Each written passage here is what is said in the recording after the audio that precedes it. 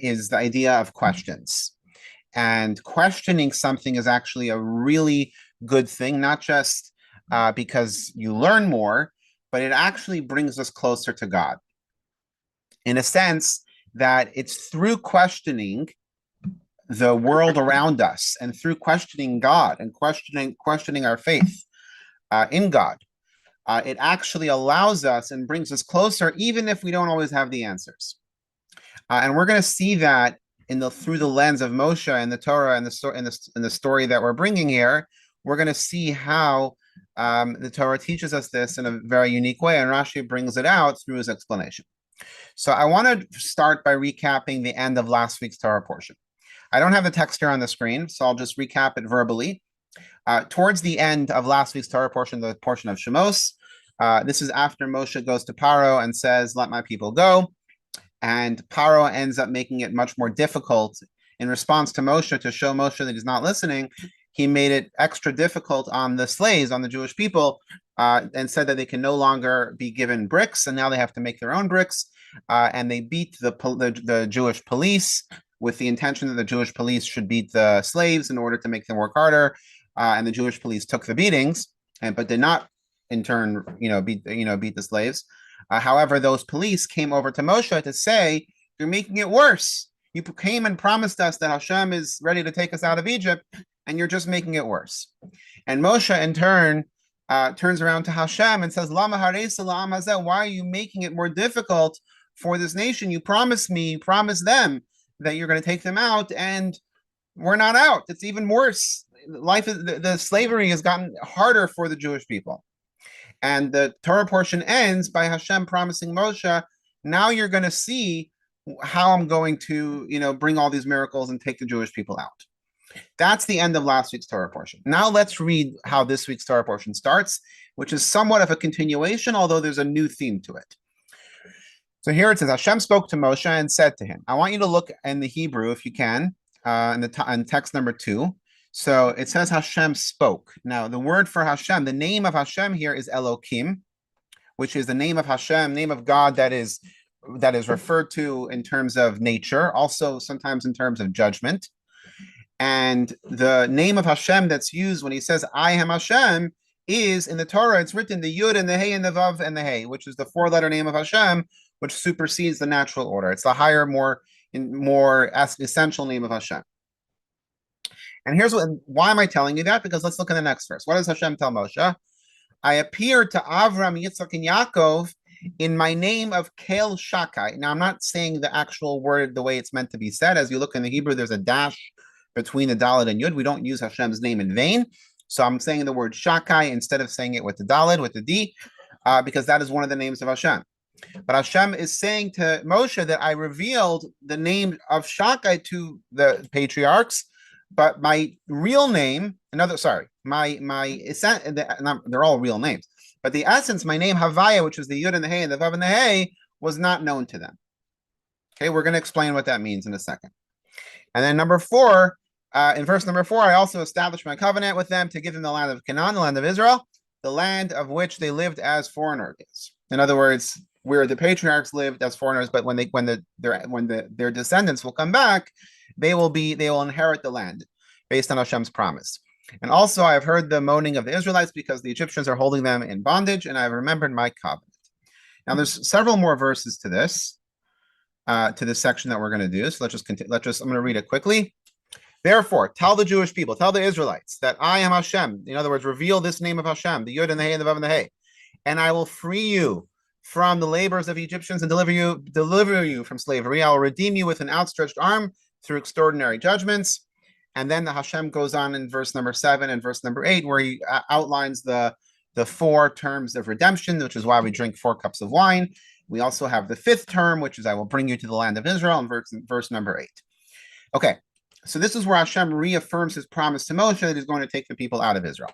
But we're not going to focus on that right now. We're going to focus on the first few verses, where Hashem focuses on his name, that he tells Moshe that up until now, I only revealed my name of Kel Shakai to the patriarchs, but I did not reveal the Yud and the Hey and the Vav and the Hey, which we know in Hasidic terms is the name of Havaya.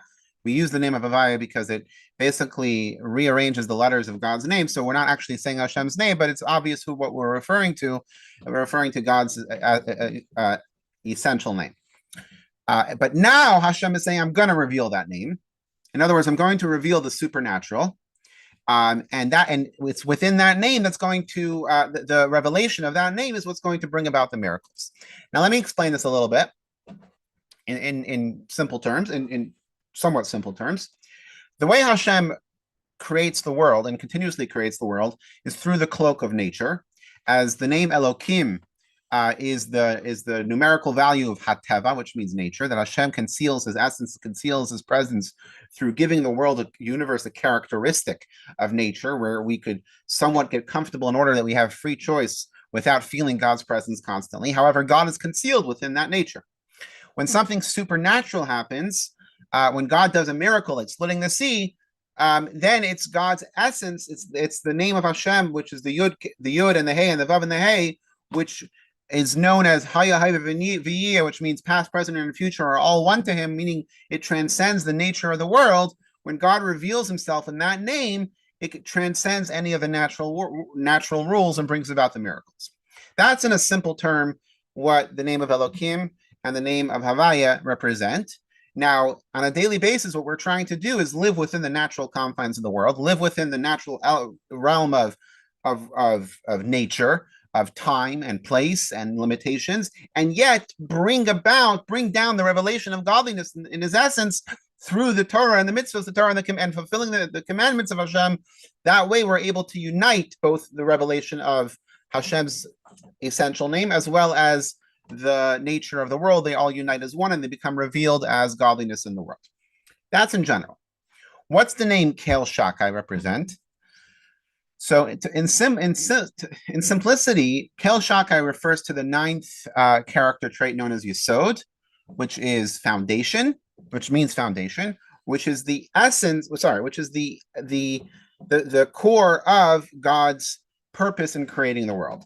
So while Elokim is the actual revelation of godliness in the world that keeps the world in existence, Kel Shakai is the planning, so to speak, the foundational planning which powers the name of Elokim to continuously create the world. So when Hashem was revealing himself to the patriarchs, it was still within somewhat the confines of nature. But over here, where he was about to bring about these miracles of the Exodus from Egypt, Hashem was saying, I'm going to reveal the essence, my essence of my name, which is the Yud and the Hey and the Vav and the Hey. Now let's take a look at Rashi. So Rashi wants to make sense of this now because there's a challenge here.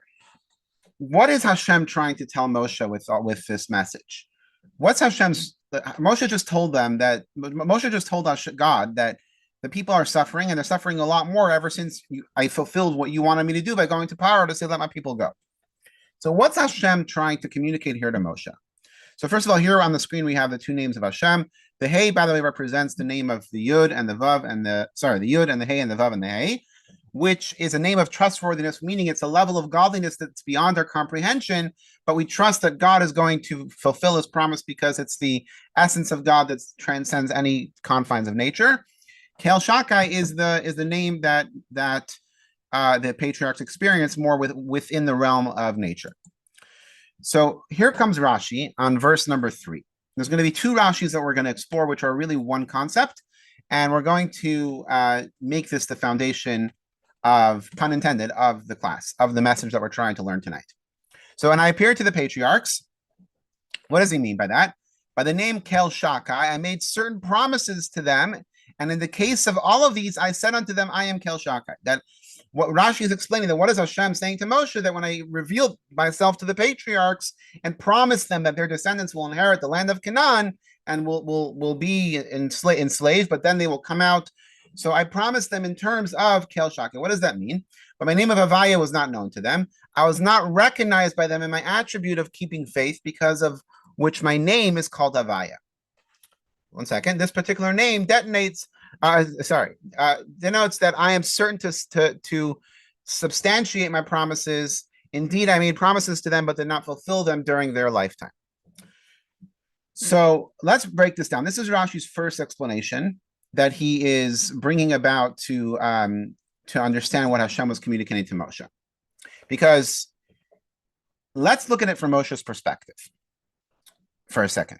I'm going to be very humanistic about this, but that's really what it's all about, is understanding in our own human way. You know, when somebody tells you know how we, I don't know if I should go there here or not, but I'm going to. You know how in every generation in Judaism, we're always talking about the coming of Mashiach, right? Mashiach is coming any minute, any now. May Mashiach come right before Shabbos. It's a blessing that we say to each other. We end our classes with it. We end our conversations with it. The Rebbe ended every single talk of his with it. And it's something that we truly are supposed to believe. It's one of the 13 principles of Emunah, of belief, that Maimonides outlines. And if you do not believe that Mashiach is going to come right away, then your faith is lacking, the Rambam says. Yet, as a human being, it could be very difficult to, to transcend what logic will tell us that, well, the last generation also said that Mashiach is about to come. And how do we still maintain this faith? Now, I don't want to address that question right now, which is why I was hesitating to bring it up. But let's look at it from Moshe's perspective for a second. Hashem made this promise to the patriarchs. What greater revelation of godliness was there than Hashem to Avraham, Yitzchak, and Yaakov? And that's when he promised them that he's going to, end this exile. And he's going to raise us up and bring us to the land of Canaan in ways that we will inherit the land. But that hasn't happened. So why would Hashem's promise to me be any different? Hashem promised to Avraham that it's going to be it's going to be bad, but then it's going to end. Hashem promised Yitzchak and Yaakov the same thing, and Yosef as well, in different ways. So Moshe could technically think, why am I different? Why is Hashem's promise to me? Maybe it's another 200 years. Why is Hashem's promise to me any different? I'm not saying Moshe thought that, but I'm talking about that. That's why I'm saying it's the humanistic way of looking at it. But Moshe was in the moment of dealing with the harshest conditions of his people and becoming worse through his own actions. So why should Hashem's promise to Moshe be any different? And here's where Hashem is saying that my promise to you is different than my promise to them. Because my promise to them was within the confines of Kel Shaka, which means that I needed, and I'm paraphrasing here in my own words, and so disclaimer, this may or may not be exactly what Hashem was saying, but by revealing himself in the name of Kel Shakai to the patriarchs, Hashem was still rolling with the natural order of the world, and even though everything is run by Hashem, even nature, and everything is all divine providence, however, it was still cloaked and concealed within nature, and therefore it takes time. But now Hashem is telling Moshe, I'm revealing the name of Yud-Kei Vav-Kei to the people, because now it's time to make good on those promises, even if we have to transcend nature, specifically because we have to transcend nature. So this revelation of godliness is a whole different ballgame, and it's not the same promise as the promise I made to the patriarchs. It's even greater because I am revealing the essence of my name of Yud-Kei Vav-Kei, and it's with that power and revelation that we're going to bring about the great miracles that you're about to see. And ultimately, Moshe was the Torah goes on to say that Moshe's job now is to tell the people that this time is different, and this time it's going to end. The exile, the slavery is coming to an end. So that's what Rashi is sort of elaborating on over here on these verses. But there's another Rashi. Sorry, this is still part of the first Rashi. The other Rashi we'll get to in a second. So therefore, the promise that I made back to the patriarchs, tell the Jewish people that I am now coming to fulfill that promise. I will free you, for so did I promise them, and afterwards they shall go out with great substance. And the same words that I used to promise the patriarchs, those promises are about to come true. And that's part of me revealing the name of Yud-Kei Vav-Kei. Okay, so let's summarize that first explanation. The Torah mentions the patriarchs and the relationship with Hashem as an introduction, as a rational for why Hashem will redeem the Jewish people. It connects their redemption to God's promises to the patriarchs, showing how this moment is the fulfillment of those earlier commitments. And now with the revelation of God's name, of God's essential name, that's going to bring about the miracles that they're about to see. But later in another Rashi brings another explanation. And that is based on these verses are the end of last week's Torah portion, which I summarized earlier in the class, in the beginning of the class. And Rashi over here, Rashi doesn't talk on last week's Torah portion, but Rashi refers to this. What was Moshe saying? Moshe comes back to Hashem after the Jewish police were beaten up to up the quotas of the slaves and not give them any bricks. So Moshe returned to Hashem and said, God, you've brought harm to the people. You sent me to Paro and it made it worse. From the moment I've come to Paro to speak in your name, he has harmed the people and you have not saved your people. This is towards the end of last week's Torah portion. So Rashi, back in our Torah portion on verse number 9, so it's a few verses later, but it's still in the same theme. Rashi brings a medrash. And remember, if Rashi brings a medrash, it's because he's not satisfied with his previous answer. So what does Rashi say? Our rabbis, our sages, expounded upon this section as referencing what precedes it. In other words, that Moshe in last week's Torah portion was saying, why have you not brought out the people? And in this week's Torah portion, when God said, I'm revealing the essence, my true name, I'm revealing Yud-Kei Vav-Kei to you, even though I did not reveal it to the patriarchs, what was Hashem saying? God told them, alas, for those who are gone, the patriarchs, and are no longer, I have reason to grieve the death of the patriarchs. Many a time did I reveal myself to them in the name of Kel Shakai, and not once did they ask me, what is your name? But you said, if they ask, what is his name? Back in last week's Torah portion at the burning bush, Moshe asked, what should I tell them your name is? What is his name? And what should I say to them? Also, I set up, etc. Yet Avram wished to bury Sarah. He cannot obtain a grave until he purchased one at a high price. So, even though I promised him the land of Canaan, so too in the case of Yitzchak, people fought with him for the possession of the wells in Beersheba that he had dug. Similarly, in Yaakov, stated that he purchased a parcel of the field to pitch his tent. Yet none of them criticized my dealings with the people, with them, while you say, why have you brought harm to this people? So what the Medrash is saying, I'm just going to summarize that. What the Medrash is saying that Rashi is quoting here is that the beginning of our Torah portion, let's go back to the text of the beginning of our Torah portion. Just leave it on the screen for a second. So what these few verses in the beginning of our Torah portion were a response to Moshe in the end of last week's Torah portion, saying that you made it worse for the people. So Hashem is saying to Moshe, when I had the patriarchs, I only had to reveal the name of Shakai to them. In other words, I didn't even reveal my true essence. And they never questioned me. They always trusted me. They never had a problem. Even through all the challenges that they went through, they never challenged me wanting to know or see the name of Yud-Kei Vav-Kei. But you, in other words, you immediately, right away, when I tell you to go tell Paro, let my people go, you say, what is your name? Or what do I tell them your name is? And I'm revealing my name of Yud-Kei Vav-Kei because otherwise they won't believe me. Which, according to the Medrash, it's basically Hashem criticizing or lamenting the fact that Moshe's faith was lacking compared, Moshe and the people's faith were lacking compared to the patriarchs. That seems to be the Medrash's point, which Rashi is bringing as a potential explanation of what Hashem is trying to explain over here. Sorry, what Hashem is telling Moshe over here. So now, well, Rashi continues for a second. I want to go to this Rashi. Rashi continues in that same Rashi that we just read. After he brought the Medrash to explain that Hashem was berating or criticizing Moshe for a lack of faith, Rashi says, however, this Midrashic exposition does not fit in with the text for several reasons. This Medrash that I quoted is not really a good answer. Why? First, because the verse does not state, and they did not ask me regarding my name Avai. In other words, even though Moshe wanted to know, the people didn't want to know. So why would Hashem be responding to something the people didn't even want to know? Moreover,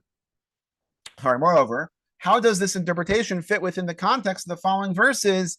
And also, I have heard, in other words, what he should tell to the Jewish people. In other words, why would berating Moshe for his lack of faith have any, like, if the whole point was to go back and tell the people that now it's for real, that the Exodus is about to happen, the miracle is about to happen, why would he berate Moshe? Therefore, Rashi says, I say, let the verse be explained according to its literal sense, so that each statement fits into its proper setting, and let the midrashic exposition be expounded as it is stated, my words are like fire, says Hashem, and like a hammer shatters a rock into many sparks.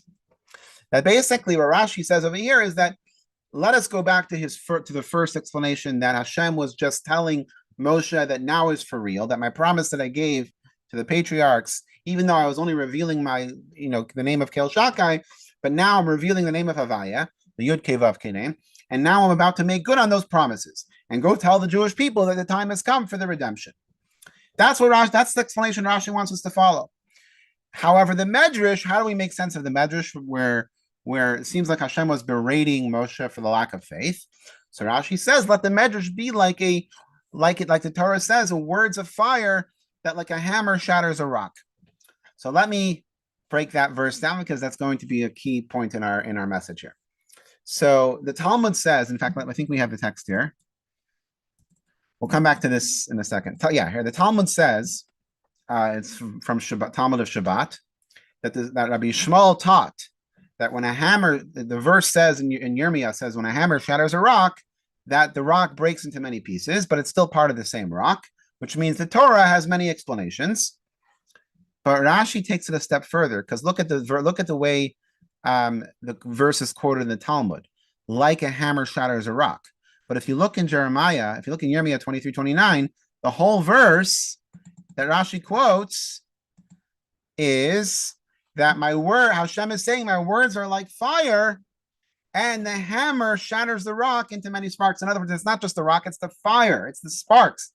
It's the sparks of Hashem's words that fall into many different sparks, but they're all part of the same essence of the word of Hashem, which means the Torah has many explanations, and they all bring us closer and stronger into understanding and connecting with Hashem through studying the Torah. As we know, there are many layers and levels to understanding the Torah. So Rashi is saying is that this midrash is another layer or another spark of understanding the Torah, and it doesn't necessarily. So if we're talking about the simple explanation, let's stick with the first explanation that Hashem was promising Moshe to tell the people that he's revealing his true name to fulfill his promise. And the Midrash, which is the second explanation here, which tells us that Hashem was berating Moshe for his lack of faith, is more of a Midrash. It's another spark, another spark of the words of Hashem. So it's still 100% valid, just another layer of understanding things. But here's the big question. If we were just studying this as studying Chumash and Rashi, fine. Okay, very nice. Let's move on. But as we know, the Rebbe taught us how to learn Rashi. And Rashi does not bring a medrash without it being crucial to understanding the verse. And even if he brings another explanation, if he brings the medrash, it means that he believes the medrash is absolutely necessary to understand the simple explanation. In other words, the first explanation is not good enough. So if Rashi himself said that this medrash doesn't really answer the question simply, why did he bring it? Why did he quote it? That's the Rebbe's question here. Just write the first explanation, and we're talking about a 5-year-old here.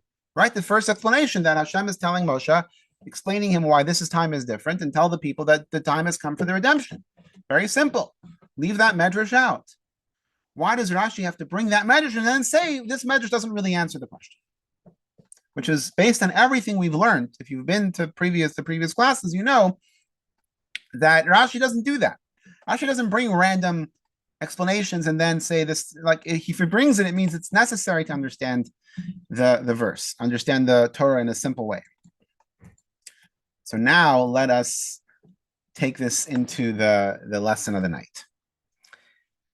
So the first thing I want to do, well, I'll leave these questions over here because this is really the core of it. But what we want to really understand here is the makeup of Torah. When Rashi says that verse from Yirmiyah that it's like a hammer hitting a stone and the sparks fly, but it's talking about the words of Hashem, that the words of Hashem are fire and they become sparks. In other words, that they are There are multiple sparks, that there are multiple ways to understand the Torah. So how are we really supposed to approach that? Are we supposed to assume that there are certain parts of Torah that are more important than others? Like, do we say like studying this is more important than that?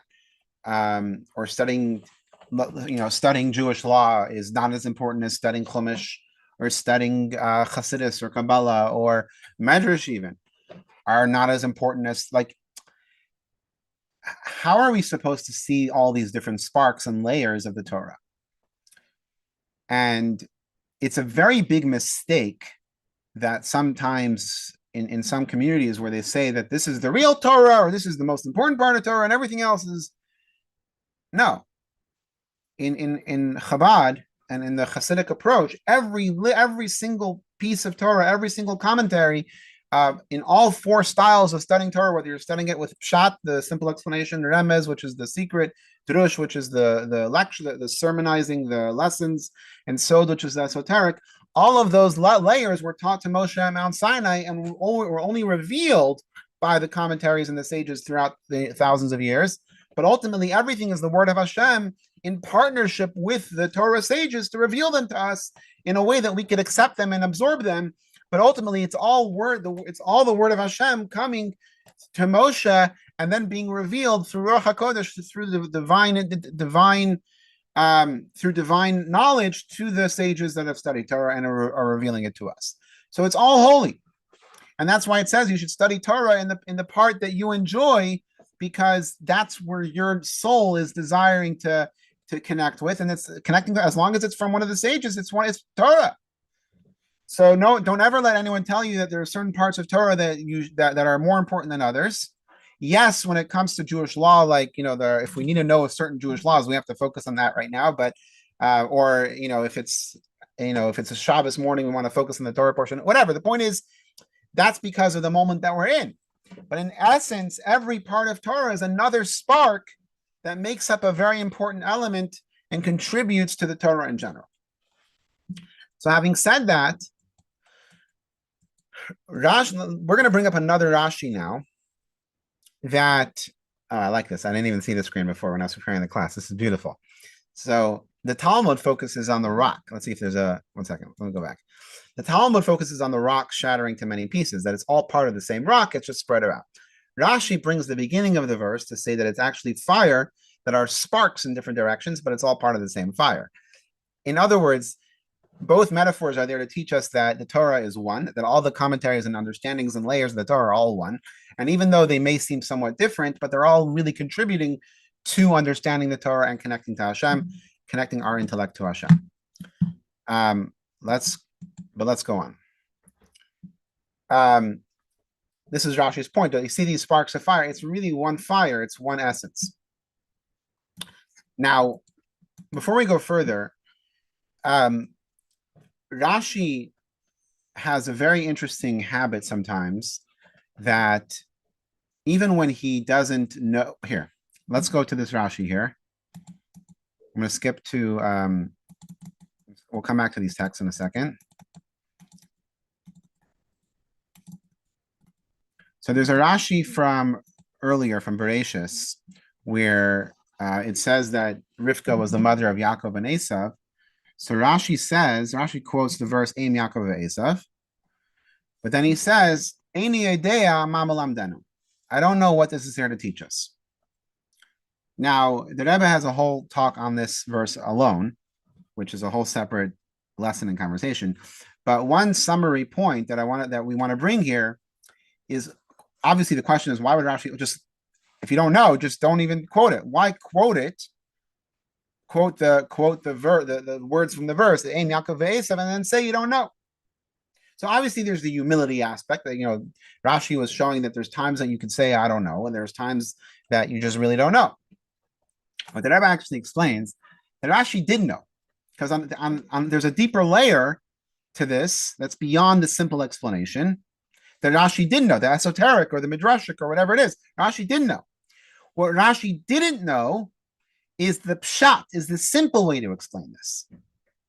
So from terms of pshat, I don't know how to explain this. In other words, Rashi wants to make the 5-year-old aware that there's something here, there's something deeper here, but from a pshat level, I can't explain it. I don't understand it. In other words, there's a layer of Torah that is beyond their comprehension. There's a layer of explanation that there's something much deeper, but that doesn't explain it in our reality, and therefore I can't quote it here. Why is this important?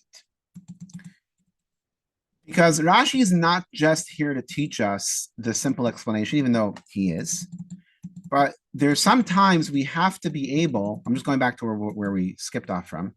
There are some times that we have to be able to learn how to reconcile the fact that there's more to the story. And there's sometimes more to the story that we could actually make sense of. So let's use an example.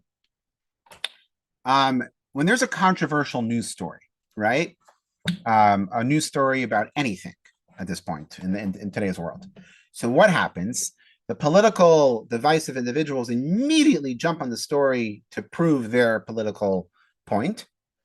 Both sides or all sides or whatever. It's like an immediate, like, how do we twist this story into the narrative that we want to promote when the story is barely developing. And I'm actually going to use a really practical example for us, for a personal example for us. We all know that when there's a terrorist attack in Israel or October 7th, how long it took them to unravel how bad it was or what happened.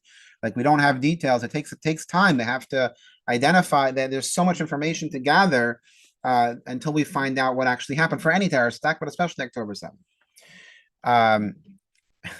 Unfortunately, the other side, when something happens there, they already have their numbers.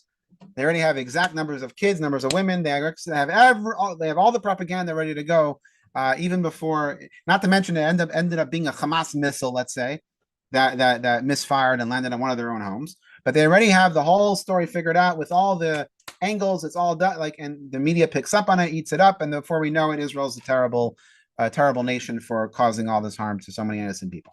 Right? We've all seen that in the news. We've all dealt with it the last year and a half. We all know exactly what's going on here. Why am I saying this? Because we all know that there's stories are complex. Everything is complex. So when you hear a news story, it's never as simple as it appears. Just today, there was a headline that they're declassifying the assassination of President John F. Kennedy. Now, I'm not going to the politics of it, but how many years? That was what, 60 years ago, 65 years ago, 63 years ago? That's 63 years ago. We're still collecting pieces of the story. At least the public is. What does that tell you? That there's always, as an adult or a mature thinker, we always know there's more to the story. There are details that we don't always know. And we accept that, or we're supposed to accept that, unless we're the investigators trying to figure out the answers to it, or we're the detective that are assigned to a case. We all know that there are details in a story that we're not going to understand and not going to know. We can ask questions, and we should ask questions in most cases, but it's a very common understanding that there's a lot that we don't know. When it comes to Torah study, and when it comes specifically to our connection to Hashem and faith in God, and how we're supposed to approach what we see in the world that doesn't make sense, and everything else that we have to deal with. So, are we supposed to take an approach? Well, we just don't understand Hashem. We don't understand God. Therefore, we shrug our shoulders. Are we supposed to ask the questions? How does God allow this to happen? Or where's Mashiach? And if we do ask those questions, or the questions in the Torah, questions on a mitzvah, questions on certain practices that we do that don't make any sense, are we allowed to ask those questions? Are those questions going to hurt our faith? Are those questions going to make us question our own life choices and practices? And this is where Rashi is coming in with this medrash and telling us absolutely not. Ask those questions. Shout them from the top of a mountain. You may not get an answer, but those questions are actually more important than the answers. Those questions are the defining factor of who you are as a Jew. And let's explain this why. So The verse here, this is the beginning, the first verse of our Torah portion, that Hashem spoke to Moshe and told him, I am Hashem. The term Vayedaber is usually, or Dibur, is usually from a sense of judgment. And the name of Elokim, as we mentioned, the natural name, which is the gematria, the numerical value of Hateva, of nature, is also associated with judgment. That usually when it says Vayedaber Elokim el Moshe or Vayedaber Elokim, it's usually in a harsh way. So because Moshe challenged Hashem to say that how come you haven't let the people go, so Hashem is responding with a harsh criticism or harsh judgment to Moshe for, I guess, not having faith with him. However, looking back in the verses in the beginning of the Parsha, there's no harsh feelings. There's no harsh talk. It's like I'm about to, I'm gonna be tough with you. You ready? You ready for me to be open with you? Ready for me to tell you how it really is? You know, when someone gives you that intro or someone tells you, and then they don't say anything harsh. That's kind of what's happening over here. Let's go back to the beginning of the verse 1 second. Trying to see if I can find all slides so I don't have to do this, but let's go back to the verses. Oh, oops, sorry.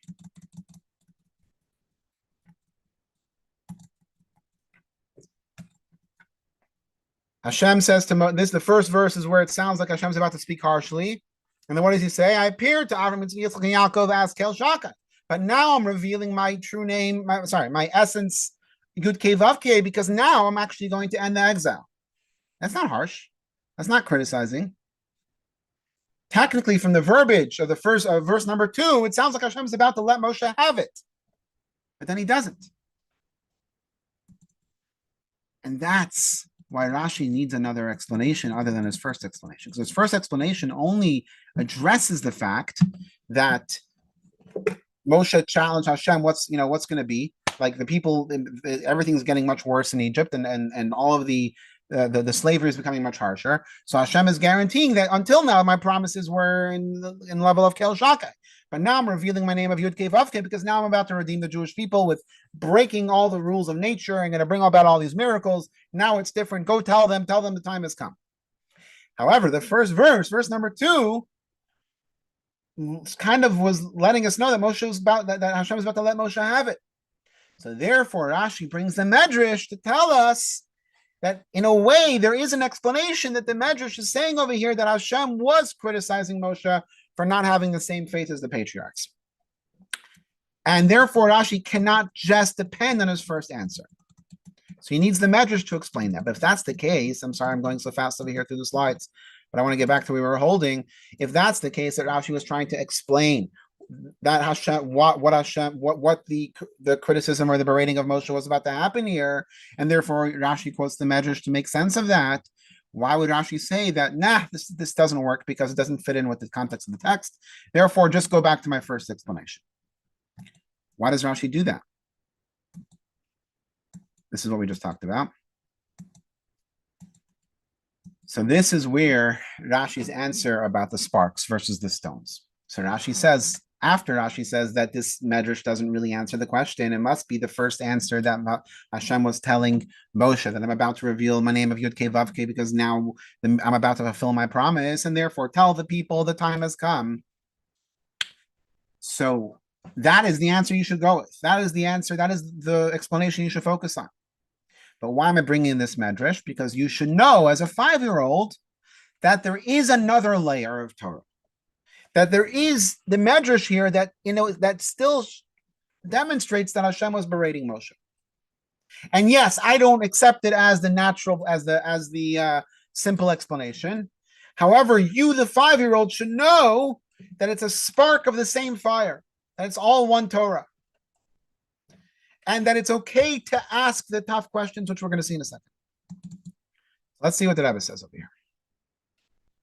And this is why Rashi does the sparks versus the stones, because even though the stones are all in the same place and the same Torah, but the sparks are all part of the same flame, which is why Rashi quotes the beginning of that verse. But let's go to the way that Rebbe elucidates this.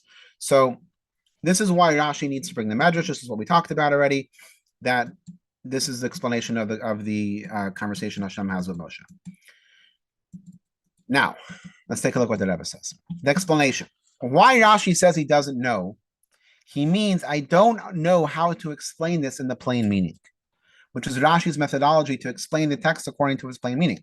However, on another layer of understanding, on a deeper level of esoteric level of understanding, I do know an explanation. Since it's outside his preferred methodology, he says he doesn't know because he's sticking to the fact that it's about the simple explanation, and therefore he wants the 5-year-old to know that there's a higher level, but he does not know how to explain it as a simple explanation. So therefore, 5-year-old, you should know that there's something deeper here. There is a meaning here, but I don't know how to explain it, on these terms, and therefore I'm going to say I don't know. So what's Rashi really teaching us with this medrash?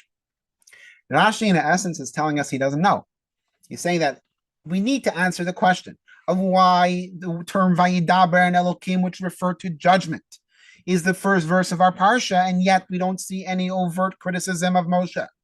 It sounds like Hashem is trying to reassure Moshe, to reassure the people that the miracles are about to happen and the Exodus is about to happen. So unless you look at this medrash that tells us that he was really berating Moshe by saying, you don't have faith the way the patriarchs have faith, without that medrash, you don't really see how that first verse fits in. So therefore, I'm referring to this medrash. However, I don't feel it to be a simple enough explanation, and I don't know how else to explain that.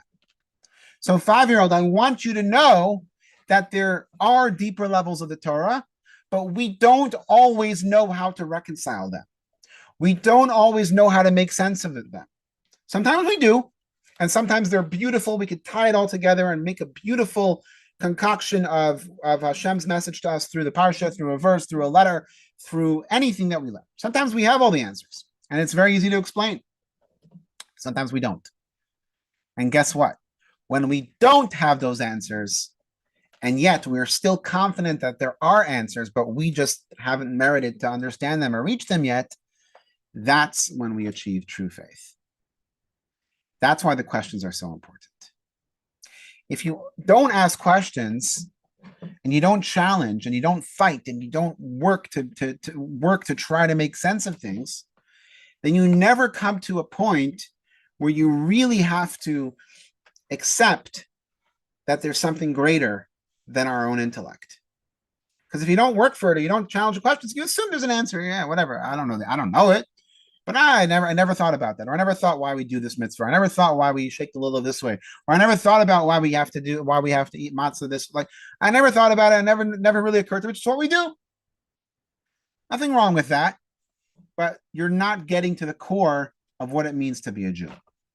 Because by challenging and asking the questions, even if you don't have the answers that you need, but you ask the questions, now you know, now you understand, or at least now you realize how far you could go, and still with all that effort, the answer is beyond you, and yet you still have faith.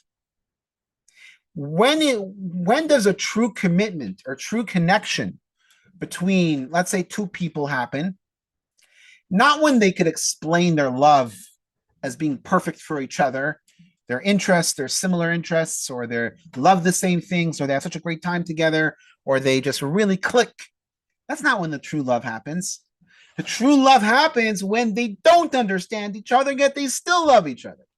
When they can't make sense of the other one. You hear these comedians like go crazy about talking about their spouse and like going crazy about not understanding what they do, but yet you know that they still love each other. That's true love, because they try to understand, they try to make sense of the mishigasin of their spouse, it doesn't make any sense to them, yet they're still 100% accepting of their spouse, because that's true love. When it all clicks and it all makes sense and it's all beautiful and it's all honeymoony, yeah, it's beautiful, but that's not true love. That's not the real thing. The real thing is when you don't understand it and you still honor and respect your spouse and still love them in spite or even because of what you don't understand. And similarly, our relationship with Hashem, Our relationship with Judaism, yes, we want to make sense of everything. In Chabad, the acronym is Chachma Bina Das, which means to intellectualize everything, to bring everything into our intellect where we can understand it, to connect with it intellectually, not just out of emotions or feelings, but connect with it intellectually, because then it can become permanently involved and ingrained within ourselves. Yet we also know that there are certain things that are beyond our intellect, and we still push the limit. We still push with the questions. We push as hard as we can, and by doing that, we're able to hopefully understand what understand as much, a lot more than we do. But even to the point where we don't understand, where we know full well with commitment that our relationship with Hashem is unbreakable. I've told the story many times, but I'm still going to share it. I had a teacher who was once accosted by a missionary, about why he doesn't believe in JC. And this missionary told him, let's have a debate. And if you win, Rabbi, if you win, I'll come over to your side. I'll convert or whatever. I'll completely come over to your side. And my teacher answered, first of all, I don't want to debate you, but even if we do debate, and even if you win, I'm still not going to come over to your side. Because my connection, my faith isn't based on logic. I may not be able to explain everything to you. I may not have an answer for you. But that has nothing to do with why I am who I am. It doesn't explain why my faith is my faith. So we are supposed to ask the questions. We're supposed to have the debate, but the debate doesn't decide who we are and what we believe. The debate is just to try to make as much sense as we can so we can intellectualize it and really bring it into our knowledge and bring it into our reality, into our physical being. But we also know there's a in-depth part that's beyond our comprehension. And that's what Rashi is teaching us with the sparks, that every layer of Torah is another spark.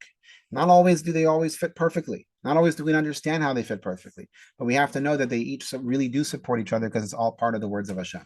So let's see what the Rebbe says up here. We see this approach in practice when teachers tell their students, when you get older, you'll understand. My teacher would say that, the Rebbe is saying about his teacher. My teacher would say this, and it's probably the case with others, and probably even with the children who are here now and want Mashiach now. Their teachers surely tell them or will tell them the same thing. This is similar to Rashi saying, I do not know. What he means is this: don't think just because you don't understand something now that you'll never be able to understand it. No, that's not true. When you grow older, you'll learn about the allegorical meanings, you'll learn the esoteric meanings, and you actually will understand it. So right now you don't understand it, but imagine if a 10-year-old says, I don't understand this, and therefore I don't want to believe in God, or I don't want to believe in the Torah. Well, right now, based on your age and based on your level of understanding, it's not going to make sense to you, but eventually it will. The same is with our own stages in life, that we're constantly in a state of growth, which means there's always going to be something that we don't understand until we reach that level where we can understand it. But that level of humility is necessary in order for us to keep on growing and keep on connecting. So the questions are very good and questions are important. However, the knowledge that our connection to Hashem and our faith in Hashem is deeper than questions is what it brings us to and helps us solidify and connect to the essence of what it means to be a Jew. Now, I'm going to skip this text, if you don't mind, if that's okay. I want to read this last text from the Rebbe.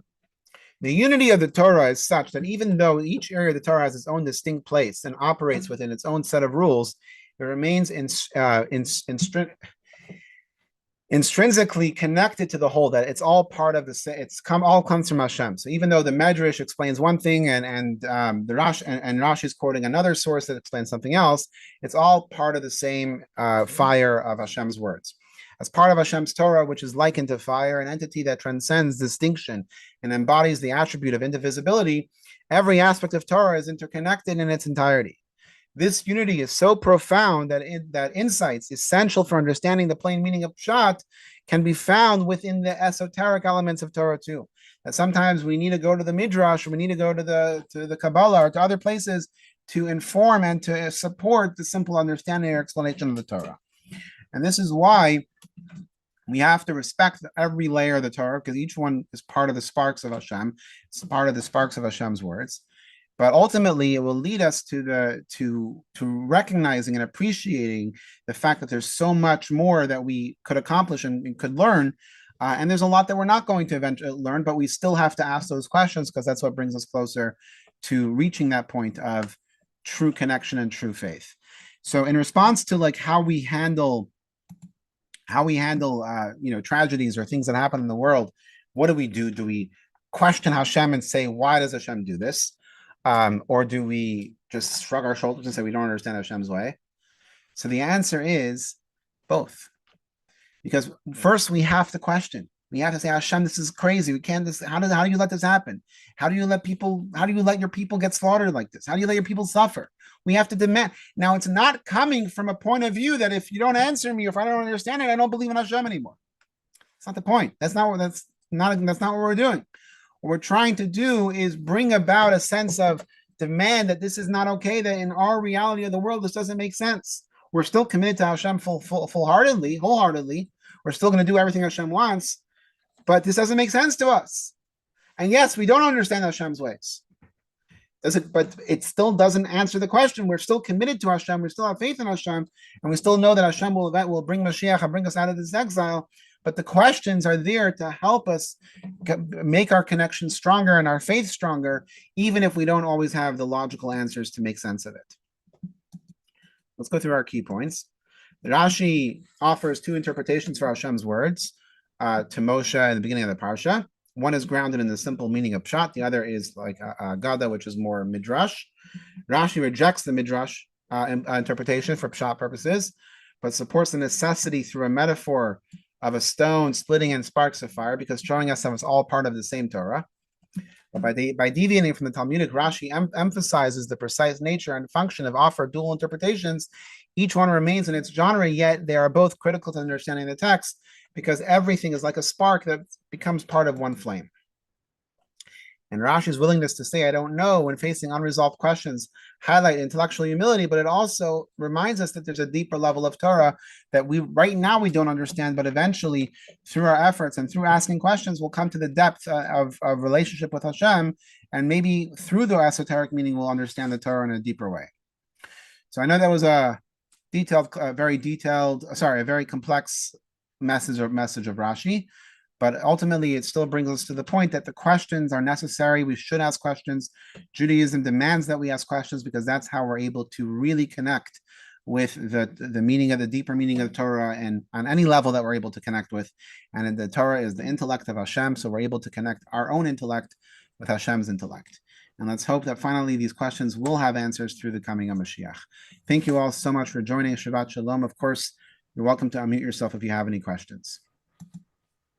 That's cool.